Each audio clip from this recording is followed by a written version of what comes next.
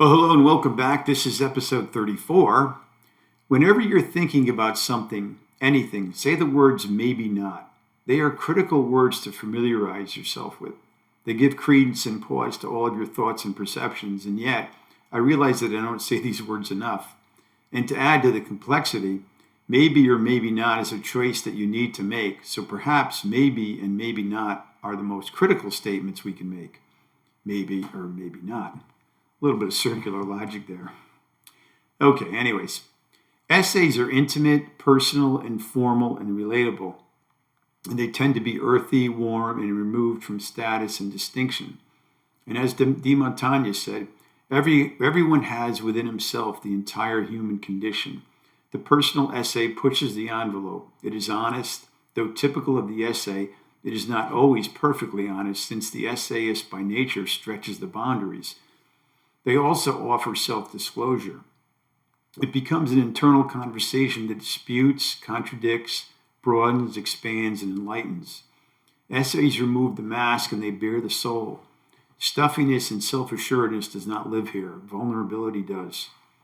One relates with the essayist, and as Philip Lopate states, how the world comes at a person, the irritations, jubilations, aches and pains, humorous flashes. These are the classic building materials of the personal essay.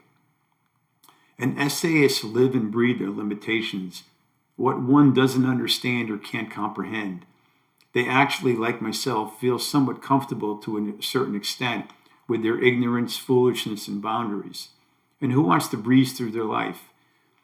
The insistence on human frailty tilts toward the comic. And as Lopate states, it seems that the possibilities are endless. As in a paradox, a seemingly absurd or contradictory statement or proposition may prove to be true or well-founded. And I've had a few people over the years tell me that I seem to have almost no ego or no arrogance to me, and I would respond by saying, why in the hell would I have an ego? There's nothing that I do or have accomplished would make me have an ego. It's very easy for me not to have an ego, and it makes my life easier. The Chicago Bears had a coach named Abe Gibron back in the 1970s, and he looked the part, a heavy, loud, roly-poly, and boisterous guy. But the team was not very competitive, and in this one season, they were 0-10 in their first 10 games.